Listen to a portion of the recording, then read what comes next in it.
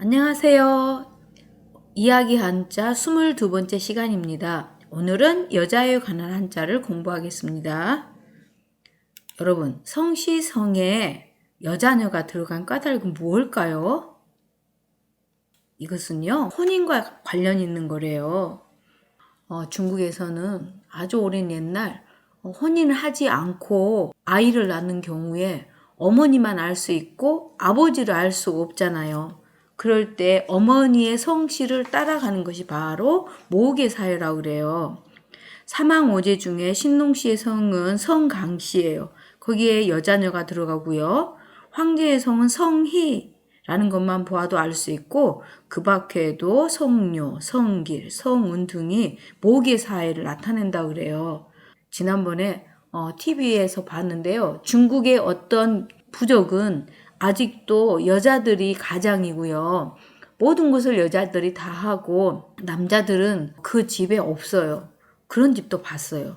그러니까 아직도 중국에서는 모계 사회가 있는 부족이 있다는 겁니다. 자, 여기 보면 혼인 혼자가 그림 갑골 문자 봐보세요. 이 그림 문자. 여자의 얼굴 모양이죠. 문에 귀를 대고 소문을 듣고 있는 모양이에요. 그래서 이 혼인 혼자 갑골 문자는요. 들을 문하고 그 어원이 똑같아요. 여자가 얼굴을 매만지며 소문에 귀를 기울이는 모습을 나타낸 자인데 중매의 풍속을 나타낸 자라고 할 수 있답니다. 어두울 호는 황혼 무렵 오후 5시에서 6시경인데 음과 양이 바뀌는 시각이라서 이때 결혼하는 풍습이 있었죠. 그래서 혼인할 호는 아내의 집이라는 뜻이에요. 그럼 혼인할 인자는요? 그거는 신랑의 집이에요. 남편의 집을 혼인인이라 그렇습니다. 혼인할 호는 얼굴을 매만지며 소문에 귀를 기울이는 모양을 본뜬 자라서 들을 문하고 그 갑골문, 그 어원이 같다고 했고요. 혼인할 혼이 들어가는 한자어는 결혼, 혼인, 혼사, 성혼, 혼전 등이 있습니다. 성혼, 결혼할 때 결혼이 성사되었음을 알립니다 할 때 그 성혼 선언문이 있잖아요. 그럴 때 혼인할 인자, 여기에 혼인인이 있죠. 이거는 신랑의 집을 말하는 것입니다. 혼인할 때 기러기 한 쌍을 놓는 까닭이 뭔지 아세요? 기러기는 한번 짝을 맺으면은요 평생도록 함께 해요. 만약에 한 쌍 중에 한 마리가 먼저 죽잖아요. 수컷이나 암컷 중에 한 마리가 죽으면 오랫동안 그 옆에 지켜 있다가 떠나가요. 그래서 항상 두 마리가 함께 다니기 때문에 너무나도 사이가 좋다. 그래서 기러기를 혼인할 때 꼭 기러기를 놓는답니다. 기러기 한 쌍이 나란히 있죠. 이 그림이에요. 자, 혼인한 인자는 바로 신랑의 집, 여자가 의지하는 남편의 집을 뜻합니다. 자, 혼인한 인이 들어간 한자어는 혼인, 인척이 있고요. 자, 모계사에서는 같은 성끼리 결혼하는 것을 막기 위해서 바로 이 성을 두었어요. 그래서 여자녀가 들어가죠. 여자의 성을 따랐기 때문입니다. 그래서 여자가 아이를 낳으면 성이 생겨서 여자녀하고 날생하고 두 개 합해지는 거죠. 그래서 성이 들어간 한자어는 성씨, 동성동본 할 때 동성이라는 것은 성씨가 같다는 것입니다. 성명, 성과 이름을 성명이라고 그럽니다. 자, 여자가 집에 있으면 편안하다고 했던 까닭이 있죠. 그것은 바로 약탈혼과 관련이 있어요. 다른 부족에 가서 여자를 강제로 빼앗아 와요. 그리고 끌고 오는 거예요. 여기 그림 보면 이게 머리카락이고요. 손이에요. 여자의 모습이죠. 여자의 머리카락을 붙잡고 끌고 온 거예요. 머리를 제대로 묶지도 못하고 산발한 여자를 쫓아가서 잡아오는 모양을 본뜬 자예요. 힘이 약한 여자가 좀 불쌍하죠. 그래서 혼인할 때도요. 오후 5시에서 6시 저녁 때 해요. 몰래 여자를 약탈해온 여자를 몰래 감춰뒀다가 저녁 때 혼인한 거예요. 그래서 아내처는 가서 산발한 여자를 끌고 오는 모습이다 이렇게 생각하면 되고요.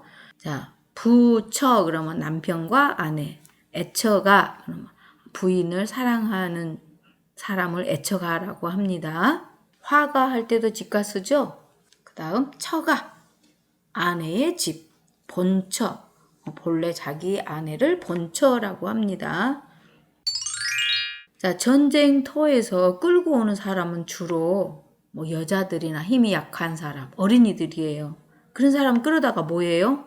종으로 부려먹는 거예요. 그래서 종노하고 종비가 있는데요. 종노는 남자 종을 가리키고 종비는 여자 종을 가리켜요. 합쳐서 노비라고 하죠. 자, 이게 첩첩이에요. 첩첩. 이 사람도 바로 끌고 온 사람이에요. 전쟁에서 끌려온 포로, 죄를 지은 여자를 몸종으로 만들었어요. 몸종이라는 것은 집에서 잔심부름을 다 시키고 일만 시키는 것이 바로 몸종입니다. 그래서 첩첩이 들어간 한자어는 애첩, 소첩, 첩실이 있습니다. 그러니까 본부인이 아니고 자기 본처가 아니고 두 번째나 세 번째 여자를 첩이라고 했고요. 그런데 진짜 그 본부인은 높이 존중을 했어요. 사당을 조상들에게 제사를 지내는 곳이 사당이죠. 그 사당을 관리하며 청소하는 일은 바로 부인이 했어요. 부인. 청동기 문명 시대에는 이게 아내부가요, 왕비를 가리키는 자였대요. 이 왕비는 그 사당을 빗자루로 쓸고 관리하는 사람이다. 그래서요. 굉장히 이 아내부가 지위가 높았던 거예요. 제 아내입니다. 제 집사람입니다. 그러잖아요. 아내라는 것이 상당히 지위가 높은 것을 말합니다. 자, 아내부라는 것은 사당을 빌어 쓸며 관리하는 여자를 나타낸 자. 그 집의 가장 안주인이죠. 주인이 되는 사람이죠. 아내부가 들어간 한자어는 부부, 고부, 시어머니고 며느리 부녀, 선부, 손자 며느리를 선부라 그러고요. 부인 그러죠. 자기 부인을 높여서, 자기 아내를 높여서 말할 때 부인이라고 부르잖아요. 굉장히 높여 부른 것입니다. 그런데 이렇게 모계 사회에서는 성성, 아이를 낳으면은, 여자가 아이를 낳으면은 이렇게 성이 생긴다. 그래서 여자녀에다가 날생하면은 성성 그랬잖아요. 그런데 이제 어느 순간 남자들이 힘이 세잖아요. 그럼 남자들이 주로 힘이 세서 양식을 많이 거두고 모든 일을 다 하게 되니까 아무래도 남자들이 이제 주도권을 쥐게 되죠. 그래서 남자가 이제 주도권을 쥐게 되면서 바로 어때요? 이제 성씨가 생기는 겁니다. 그 당시에는요. 그래서 이 북의 사회에서는 아들을 낳으면 굉장히 좋아했어요. 그래서 여자가 아이를 안고 있는 모양을 나타낸 자입니다. 여자가 아들을 낳았으니까 너무 좋아요. 그래서 아이를 안고 있는 모양이 조울 호자입니다. 아들하고 여자하고 모습이 두 개 나와 있죠. 자, 조울호가 들어간 한자어는 호인, 아주 좋은 사람, 누구에게나 잘해준 사람 호인이라고 그러고요. 동호인, 좋아하는 것이 같은 사람들. 등산하기를 좋아하는 사람끼리 모이고 자전거 타기를 좋아하는 사람 이렇게 모여서 클럽을 만드는 걸 동호회 그러죠. 동아리를 만드는 것을 그 동호인, 선호한다. 나는 뭘 선호하느냐, 뭐, 그죠? 호전, 뭔가 좋게 됐다. 좋게 된, 역전됐다. 호전됐다. 막 그러죠.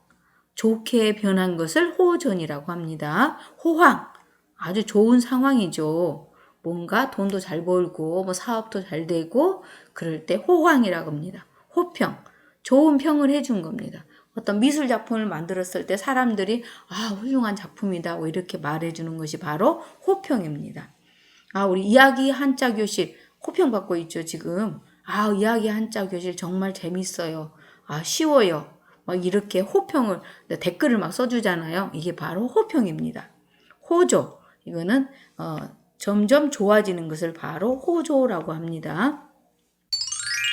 이렇게 남자들이 힘을 쓰면서 어떤 집에 주도권을 쥐게 되면서 이 북의 사회가 된다고 그랬죠. 그때 누구의 성을 따르게 되겠어요? 당연히 남자의 성을 따르게 돼요. 그래서 성씨 씨는 드디어 북의 사회로 넘어가는 징조를 나타낸 거예요. 그래서 남자의 성씨를 가리키는 자, 뭐 김씨, 이씨, 뭐 박씨 이럴 때 다 뭐예요?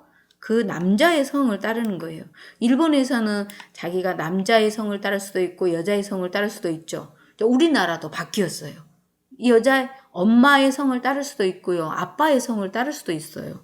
요즘 우리나라 법이 그렇게 바뀌었어요. 평등해진 거죠. 남녀 평등이 이루어진 거죠. 그래서 성씨씨가 들어간 한자어는 성씨, 김씨, 씨족, 종씨, 형씨 그러죠. 뭐 형을 높여서 형씨 뭐 그러죠. 종씨는 같은 뭐 박씨라 그러면 밀양박씨 그러면은 같은 방씨 우리 같은 종씨네요. 뭐 김혜김씨면은 김혜김씨 같은 종씨네요. 무슨 파예요? 뭐 몇 대 손이에요? 물어보잖아요. 그때 그 종씨라고 말하는 겁니다. 자, 오늘 배운 한자어는요. 혼인할 혼, 혼인인, 성성, 아내처, 첩첩, 아내부, 조울호, 성시시였습니다. 자, 오늘 여자녀가 들어간 한자어는요. 같을려, 왕비비, 아이벨임, 임신할 때 아이벨임자, 허망할 망, 망령될 망이라고도 하죠. 회방할 방, 방해할 방. 여기 안 좋을 때 되게 여자를 또 많이 썼어요. 여자가 귀한데요. 중국에서는 여자가 좀 많이 귀했어요. 자, 왕비비. 다 여자에 관계되는 거죠. 맵시자. 맵시 이쁘다 할 때. 누이자가 이거 손위 누이자 언니를 말한 거고요. 누이매는 밑에 여동생을 말한 거예요. 둘이 합쳐서 자매 그러죠. 언니하고 여동생을 합쳐서 누이자 누이매 자매라고 부릅니다. 시어머니 고. 자, 처음시 중매매. 처음시는 비로소 뭐 시작된다 할 때 비로소 뭐 한다 해서 비로소 시도 되고 처음시도 되고요. 시어머니, 여자가 오래되면 시어머니가 된다. 다 나이가, 여자 나이가 들어가면 할머니가 되죠. 할머니가 될 때 아들이 결혼하면은 며느리를 얻으면 시어머니가 되잖아요. 그래서 여자가 오래되면 시어머니가 된다. 이것도 재밌죠. 중매매. 중매도 다 여자가 있어야 중매를 하죠. 남자 혼자 결혼할 수 있나요? 그래서 여자녀에 들어가서 중매매가 됐습니다. 자, 이 시간에는 여자와 관련된 한자를 공부했고요. 다음 시간은 이야기 한자 23번째 시간 문과 관련된 한자를 공부하겠습니다.